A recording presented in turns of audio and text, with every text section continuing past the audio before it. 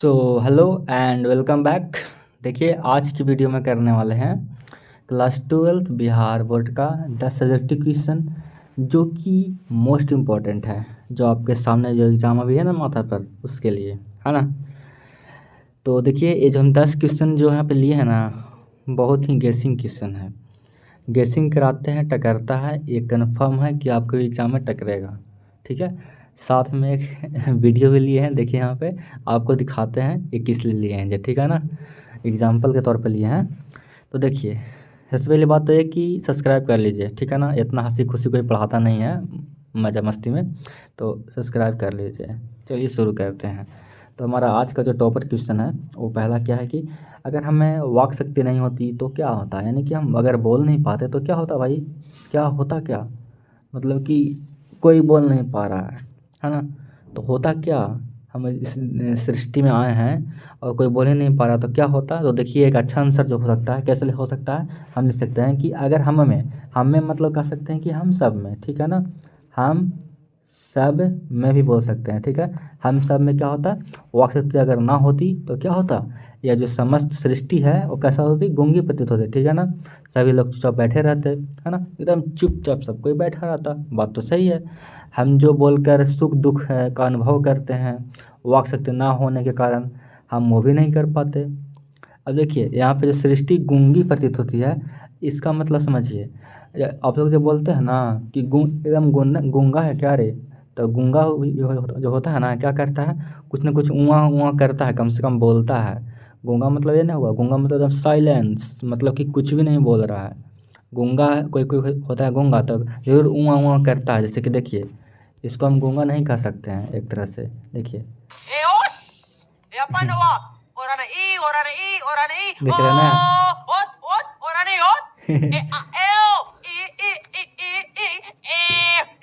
इसको गूंगा आप कहेंगे, कम से कम कुछ तो संकेत कर रहा है।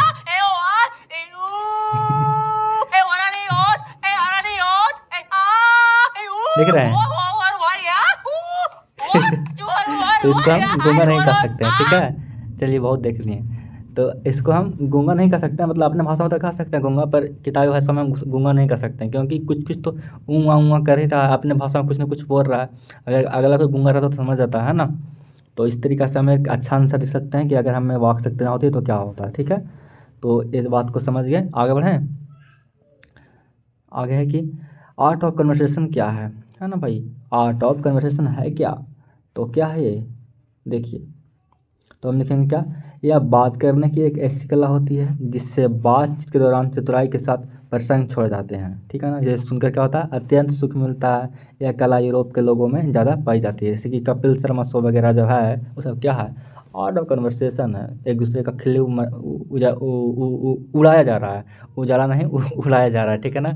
और है ना, मतलब कि कह सकते हैं कि रोस्ट टाइप का नहीं देखते हैं, बेइज्जती टाइप का होता है। एक क्या कर रहा है कि एक दूसरे को बेइज्जती कर रहा है, हंस रहा है, और इस तरीक़े से वो क्या है, एक तरह का आर्ट ऑफ कन्वर्सेशन है, ठीक है ना। तो इस तरीक़े से आप बढ़िया एक आंसर दे सकते हैं, आर्ट ऑफ कन्वर्सेशन क्या है जो, ठीक है।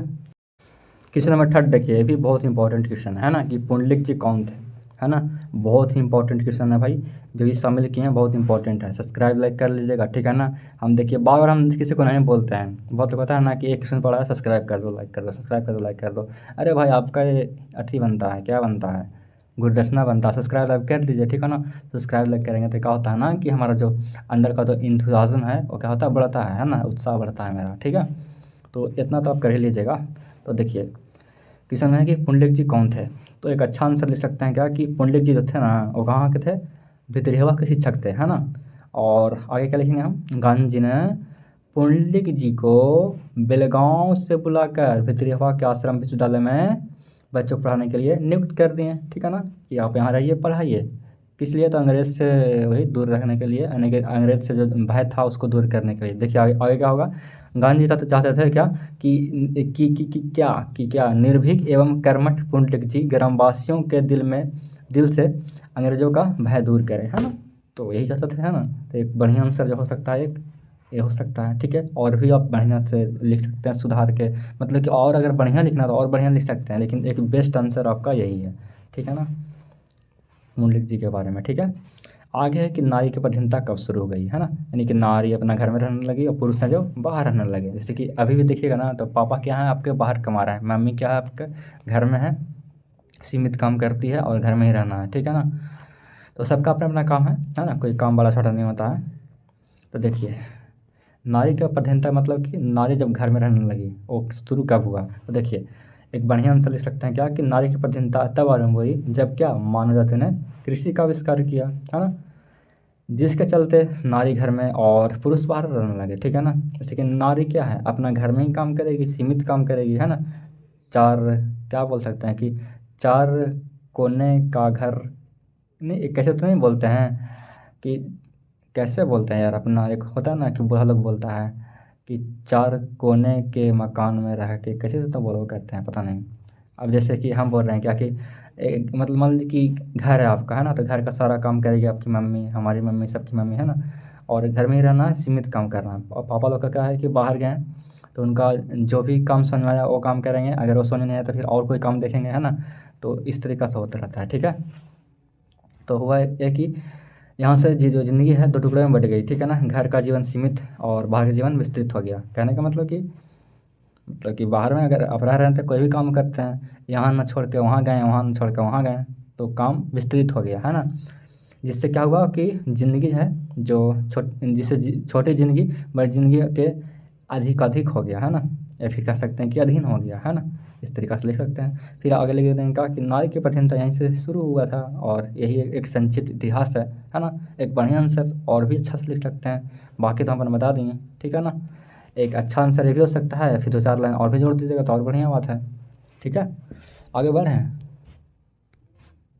एक बेस्ट क्वेश्चन है जो कि गैंग्रीन है, बहुत ही इंपॉर्टेंट है कि गैंग्रीन हमेशा ऑब्जेक्टिव में पूछता है भाई कि गैंग्रीन क्या है आपका, है ना, और सब्जेक्टिव में पूछता है, तो बहुत ही इंपॉर्टेंट है, इसको देखिएगा बढ़िया से, ठीक है ना। तो देखिए गैंग्रीन क्या है, एक खतरनाक रोग है ना। पहाड़ियों पर रहने वाले व्यक्तियों के पैर में कांटा चुभना आम बात है, परंतु कांटा चुभने के बाद बहुत दिन तक छोड़ देने के बाद व्यक्ति का पाँव जख्म का शक्ल अख्तियार कर लेता है, यानी कि शक्ल का रूप, मतलब कि जख्म क्या होता है धीरे धीरे बढ़ गया, है ना। अरे भाई मतलब कि आपको गड़ गया कांटा, है ना, आप लोग तो सिंपली खेत में काम करते हैं या फिर कहीं जाते हैं खेलते कूदते हैं तो देखते हैं कि हमारा क्या है कि पैर में कांटा चुभ गया, ठीक है ना, और छोड़ दिए क्या सही हो जाएगा ना। फिर बहुत दिन में क्या हो गया कि जख्म बना लिया, है ना, फिर धीरे धीरे और जख्म बना लिया, फिर सड़ने लगा, ये होता है ना। तो वही यहाँ पे एक तरह का गैंग्रीन का भी एक लक्षण है, ठीक है ना। आगे देखिए शक्ल ले लिया, उसको क्या होता है कि जिसका इलाज मात्र पाँव काटना ही होता है ना। गैंग्रीन अगर बीमारी आपको हो गया तो आपको पाँव काटना पड़ेगा, ठीक है ना। कभी कभी तो इस रोग से पीड़ित रोगी की मृत्यु भी हो जाती है ना। तो ये बहुत ही डेंजर बीमारी है, ठीक है। तो एक बढ़िया आंसर लिख सकते हैं, बाकी आप और भी अच्छा लिख सकते हैं, ये नहीं बोलेंगे कि बस यही लिख लो भाई। हम भी एग्ज़ाम दिए, हम भी पढ़े हैं, तो ऐसा नहीं है कि जो टीचर बता दिए वही पढ़ेंगे, और भी बढ़िया लिख सकते हैं। अगर नहीं आपको लिखना है तो एक बढ़िया आंसर यही हो सकता है, ठीक है। तो ठीक है, और कहीं घूमिए भटकिए मत, बहुत समय काम है, ठीक है ना। घूमिए भटकिए मत, समय बहुत कम है। सब्सक्राइब कर लीजिए और तैयारी करना शुरू करिए। 450 लाया है यही चैनल से, तो फिर आप कहाँ ला सकते हैं। चलिए आगे बढ़ते हैं। आगे क्या है कि शिवाजी की तुलना में भूषण ने मृगराज से क्यों की है, बताइएगा।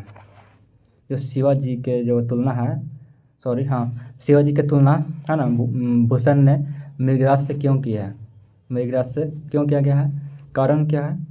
मृगराज कहने का मतलब कि यही सिंह है ना, लॉयन, ठीक है ना। तो देखिए एक अच्छा आंसर लिख सकते हैं कि जिस तरह मृगराज यानी कि जो सिंह है हाथी पर आक्रमण कर उसे मार डालता है, उसी तरह जो शिवाजी हैं शत्रु सेना पर आक्रमण कर उसे छिन्न भिन्न कर देते हैं, है ना, यानी कि एकदम छिन्न भिन्न। छिन्न भिन्न मतलब समझ रहे हैं ना, मार काट के एकदम साइड कर देते हैं, ठीक है ना। अतः भूषण ने शिवाजी की तुलना मृगराज से की है, यानी कि एकदम कह सकते हैं कि आक्रमण भी एकदम शेर के जैसा और डरना वरना भी नहीं। तो एक बढ़िया आंसर हो सकता है, ठीक है। आगे है कि कवि ने एक आँख की तुलना दर्पण से क्यों की है। तो देखिए एक बढ़िया आंसर, सब्सक्राइब कर लीजिएगा तब आपको समझ में आ जाएगा, ठीक है ना। सब्सक्राइब करेंगे तो और जल्दी जल्दी दिमाग में घुसेगा, नहीं तो फिर इसे समझ में नहीं आएगा। सब्सक्राइब कर लीजिए और लाइक कर दीजिए, एक प्यारा सा कमेंट मेरे लिए। तो देखिए क्या है, क्या मतलब अच्छा आंसर क्या हो सकता है कि कवि ने एक आँख की तुलना दर्पण से क्यों की है? क्योंकि देखिए यहाँ पे कवि ने अपनी एक आँख की तुलना दर्पण से इसलिए किया है क्योंकि क्या, दर्पण स्वच्छ व निर्मल होता है ना। उससे क्या होता है कि मनुष्य की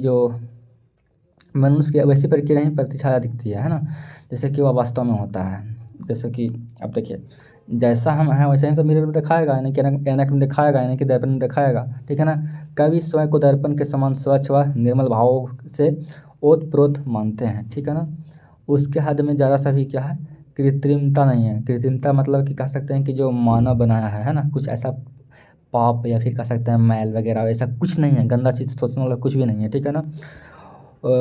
उसने इन निर्मल भावों के कारण ही बड़े बड़े रूपवान लोग उसके चरण पकड़कर लालसा के साथ लालसा के साथ है ना, यानी कि मोह माया के साथ कह सकते हैं, या फिर तो लालच होता है सबका कि अरे यार मेरे पास भी होता, तो वही चरण पकड़कर लालसा के साथ उसके मुख की ओर निहारते हैं। असल में तो एक बढ़िया आंसर यही हो सकता है, ठीक है। और भी बढ़िया लिख सकते हैं तो लिख लीजिएगा, ठीक है। आगे बढ़ें, सब्सक्राइब कर लीजिएगा, बढ़ा तो रहे हैं आगे, सब्सक्राइब करिएगा तो ठीक रहेगा, ठीक है ना, हमको भी थुत्ती होता। तो देखिए क्वेश्चन नंबर 8 क्या कह रहा है भाई, कह रहा है कि चुनाव सुधार के बारे में जयप्रकाश जी के प्रमुख सुझाव क्या है ना। उन सुझावों पे से आप कितना सहमत हैं? तो देखिए एक बढ़िया आंसर जो हो सकता है, क्या लिख सकते हैं हम, है ना। सुझाव के बारे में हम बताना है आपको, तो देखिए एक बढ़िया लिख सकते हैं क्या कि चुनाव सुधार के बारे में जयप्रकाश नारायण जी, है ना, जयप्रकाश नारायण लिखिएगा पूरा, ठीक है, के प्रमुख सुझाव निम्नलिखित हैं। तो पहला क्या है यहाँ पे, चुनाव को पद्धति में आमूल परिवर्तन होना, ठीक है ना। और दूसरा क्या है आपका यहाँ पे, कुछ है पॉइंट वही लिखना है, चुनाव पर होने वाला खर्च कम करना है ना।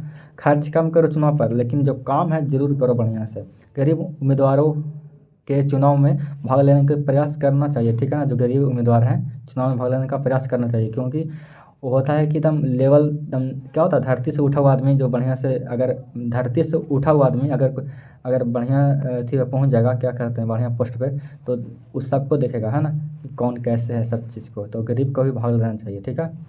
अब जो दर्द नहीं सहेगा वो दूसरे का दर्द कैसे समझेगा, है ना।